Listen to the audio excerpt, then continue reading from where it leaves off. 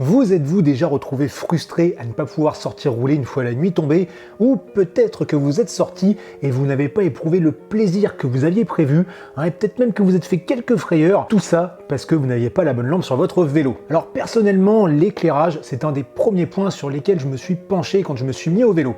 Et putain, là je vois que j'ai des cernes de malade, ouais j'ai un petit peu la tête dans le cul, mais on va faire avec. Alors, avoir une bonne lampe sur son vélo, moi je pense que c'est quelque chose de primordial pour qui aime rouler de nuit. Et là, s'il y a une question qu'on me pose souvent, notamment sur Instagram, c'est quelle est ta lampe de vélo? Alors, j'ai déjà donné quelques éléments de réponse dans différentes vidéos, mais ce que je vous propose aujourd'hui, c'est de vous détailler un peu plus les différents éclairages dont je dispose et comment je les utilise. Alors après, oui, je sais, vous êtes surtout là pour voir ce que j'utilise comme lampe à l'avant, mais j'ai aussi un petit truc bonus pour l'éclairage arrière, donc je vous en cause dans quelques minutes dans cette vidéo. Avant de commencer, un petit mot concernant le choix des lampes, parce que je pense que ce choix, il doit partir de votre pratique. Après tout, ce dont vous avez besoin, c'est d'un équipement qui soit adapté à votre utilisation. Ça va vous permettre de rechercher vos éclairages selon différents critères, dont les deux principaux sont pour moi la puissance et l'autonomie. Entrent ensuite en jeu différentes choses comme la solidité, la facilité d'utilisation, la manière de recharger la batterie, le type de fixation, ou encore le prix. À l'heure actuelle, il y a une offre qui est vraiment très large en termes d'éclairage vélo, que ce soit pour l'avant ou pour l'arrière, mais c'est surtout pour la lampe avant qu'il faudra faire un petit peu des recherches. Et là d'ailleurs, je vous invite à regarder un petit peu tout ce qui touche à la puissance des lampes, donc ce qui va être les lux, les lumens, enfin toutes ces choses-là, ça va vous aider un petit peu à comprendre les fiches techniques et donc à affiner cette recherche. Soyons bien d'accord, les éclairages que je vais vous présenter ici sont ceux que j'ai déterminés comme adaptés à mes besoins. Donc il me fallait une bonne puissance afin d'y voir clair sur la route et surtout sur les chemins, ainsi qu'une autonomie assez conséquente pour pouvoir rouler au moins une nuit complète. Donc ce ne sera pas forcément adapté à vos besoins, mais ça peut déjà vous donner des idées et vous faire découvrir quelques petits trucs pratiques.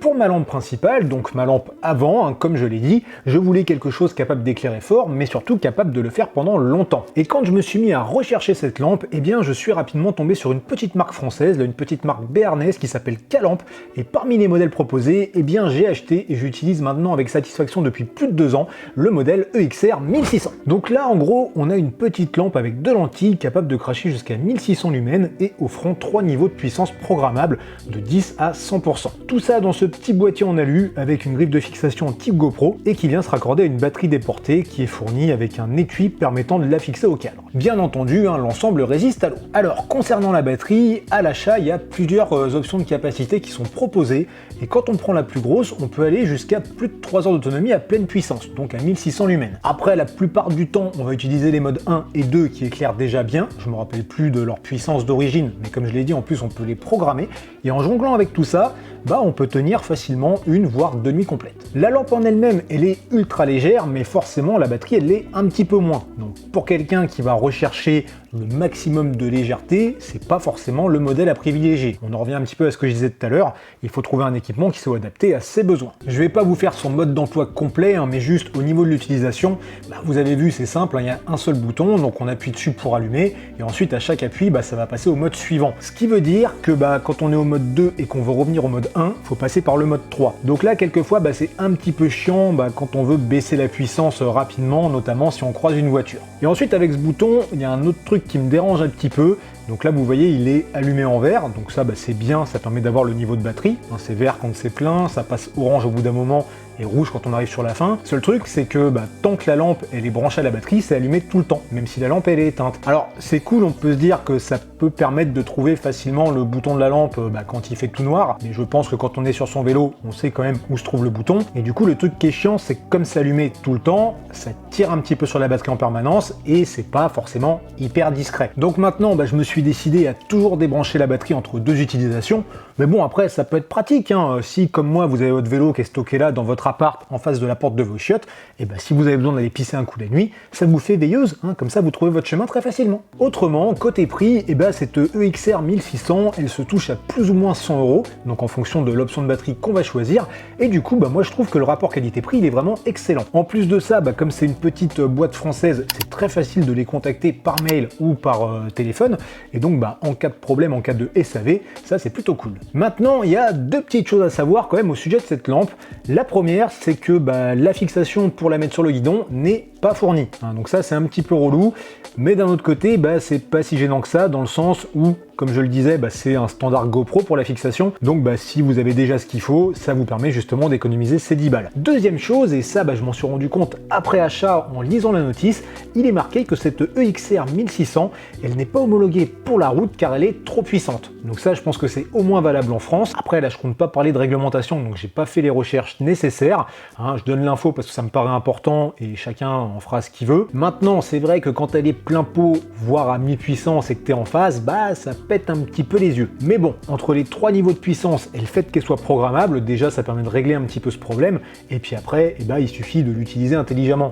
Donc quand on croise quelqu'un, on baisse la puissance histoire de ne pas éblouir, et puis on vérifie aussi que le faisceau ne soit pas orienté trop vers le haut. Allez, pour finir au sujet de cette lampe, si je vous disais que ce qui a fini de me convaincre de l'acheter, c'était un simple petit accessoire. Parce que cette lampe, ou du moins sa batterie, est fournie avec un chargeur secteur pour la recharger, jusqu'à là c'est logique, mais le truc c'est que ce chargeur, il n'est dédié qu'à cette batterie, ou du moins à ce type de connecteur qu'on ne va pas retrouver forcément sur beaucoup d'appareils.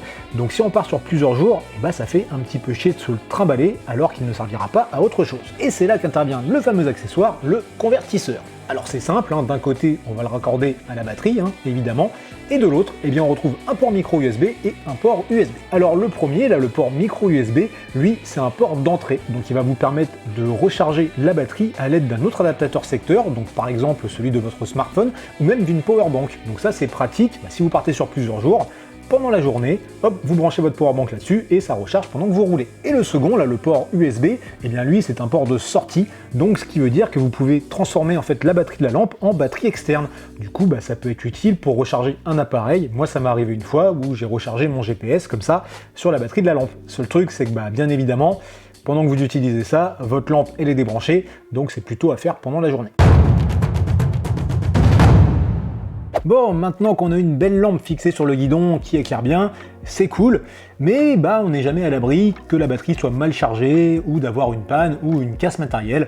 Et donc là, je pense qu'avoir une lampe de secours, c'est pas négligeable. Donc j'ai ici une lampe de chez Stutz, la Kiss K2. Donc Stutz qui est comme K-Lamp, une petite marque française. Avant d'avoir celle-ci, j'avais la Eclat, donc sa grande sœur. Dans les deux cas, ça se fixe ici au niveau de la batterie et la fixation s'adapte parfaitement sur le guidon. Donc là, ça peut cracher jusqu'à 1000 lumens, ça fait parfaitement le taf. Après, je trouve qu'en vélo, c'est pas forcément le plus adapté dans le sens où l'éclairage est peut-être un petit peu trop diffus.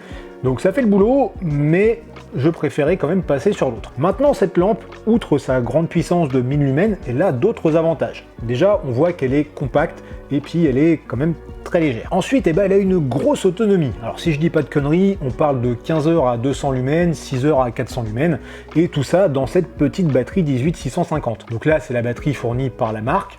Dans tous les cas, c'est des batteries qui ne sont pas très chères. Celle de la marque, il y a un joint pour l'étanchéité, je crois qu'elles sont optimisées, blablabla. Mais après, ça, c'est des batteries, on peut en trouver sur internet par lot de 4 pour peut-être même pas 10 balles.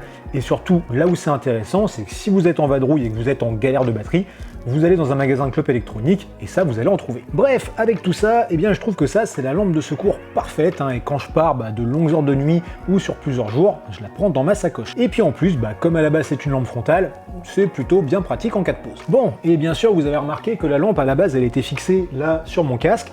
Et je vais vous expliquer pourquoi j'ai fait ça, alors que j'ai déjà une lampe fixée sur le guidon qui éclaire très bien. Après, toujours sans parler de réglementation ou quoi, une lampe fixe au guidon, il me semble que c'est le truc qui est obligatoire.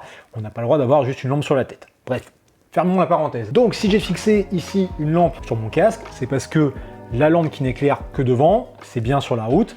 Mais quand on commence à aller faire des petites balades dans les chemins de nuit, surtout si les chemins sont pas très propres, quand on commence à aller se balader en forêt, c'est quand même cool de pouvoir voir ce qui se passe autour de soi. Donc ici la fixation, je l'ai mis de manière un peu barbare avec du scotch, du double face et tout ça, ça tient super bien. Maintenant je pense qu'il y a moyen de faire plus propre, tout dépend du modèle de casque, du modèle de lampe.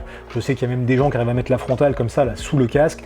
Moi perso ça passe pas, enfin bon bref, là-dessus, chacun se démerde. Donc avoir une lampe fixée là sur le casque, ça offre plusieurs avantages, dont le premier est, comme je le disais, de pouvoir voir où on regarde. Le deuxième, eh bien, c'est de se rendre encore un petit peu plus visible des autres, donc ça peut apporter un petit peu de sécurité. Et le troisième, eh bien, c'est d'avoir toujours une lampe allumée, donc en cas de panne, ne jamais se retrouver complètement dans le noir, sauf vraiment si on n'a pas de chance. Maintenant, comment est-ce que j'utilise ça? Eh bien, cette frontale, je vais l'allumer à une puissance assez faible, disons 200 lumens, ce qui peut m'offrir 2 nuits d'autonomie. Si jamais l'autonomie de ma lampe principale vient à baisser, eh bien, je vais augmenter la puissance de celle-ci, diminuer la puissance de l'autre, et du coup, en jonglant entre les deux, eh bien, je vais optimiser la durée de vie des batteries, tout en conservant une puissance d'éclairage qui est confortable. Enfin voilà, vous avez compris l'idée, et là, je peux vous garantir qu'avec ces deux lampes, j'ai limite de quoi faire atterrir un avion. On en arrive à la partie sur nos éclairages arrière de vélo, et donc là l'idée bien sûr c'est d'être visible pour les autres, donc c'est une question de sécurité, et là pareil, je conseille d'en avoir deux, enfin surtout si on part pour longtemps, parce qu'on n'est jamais à l'abri d'une panne matérielle ou d'une fin de batterie. Et du coup je pense que je vous apprends rien en vous disant que si vous partez sur longtemps, d'en avoir deux c'est bien, parce que si le premier il tombe à court de batterie, vous allumez le deuxième, et le premier, vous pouvez le mettre à recharger sur une powerbank pendant que vous roulez, et ça vous permet comme ça de cycler entre les deux et d'être toujours tranquille. Et il y a un autre truc qui peut arriver pour lequel c'est bien d'avoir deux éclairages, c'est simplement que vous pouvez en perdre un.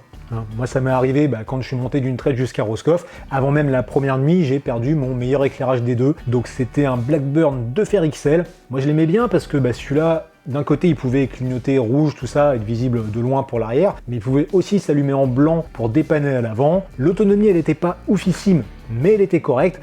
Enfin voilà, ça me fait un petit peu chier de l'avoir perdu. Et maintenant, tout ce qu'il me reste, c'est le deuxième éclairage que j'ai, qui est un truc un petit peu cheap que j'ai eu en cadeau avec la Calampe, mais qui fonctionne. Après, tout ce qu'on veut à l'arrière, c'est que ça clignote en rouge et que ça se voit de loin. Ce qui lui manque à celui-là, c'est quand même une autonomie un petit peu sympathique. Du coup, quand je vais vouloir refaire des trucs un peu plus longs, il faudra que je me décide à en racheter un. Et là, si vous avez des références à me conseiller, moi je suis preneur, mettez-moi ça dans les commentaires. C'est le moment de vous parler du petit truc bonus. Et là, toujours quand je partais pour monter à Roscoff, je savais que j'aurais 2 nuits à rouler dehors, donc malgré que j'avais prévu 2 éclairages, je me suis dit qu'il fallait assurer le coup, et donc j'ai fixé 2 de ces trucs là sur ma sacoche de selle. Donc ça, c'est le Multilight de chez Wowo, c'est un petit accessoire qui est lumineux et réfléchissant. Donc lumineux parce que dedans vous avez 4 LED qui peuvent être fixes ou clignotantes, là en rouge. C'est alimenté par une pile 2032, donc ça offre 50 ans d'autonomie et ça se remplace facilement.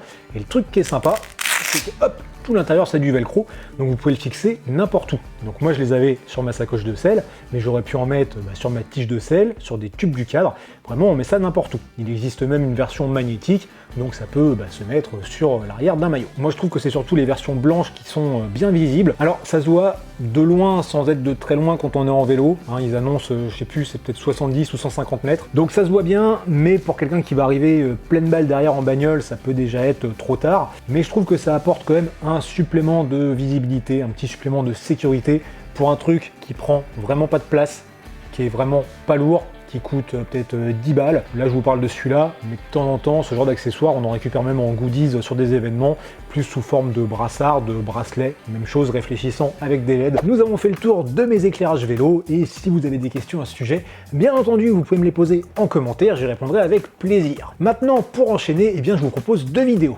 La première, c'est ma rencontre avec le créateur de Stutz, et la deuxième, ça commence avec l'offrande d'une Calampe EXR 1600 pour un réveillon de Noël à vélo direction des rues nantaises.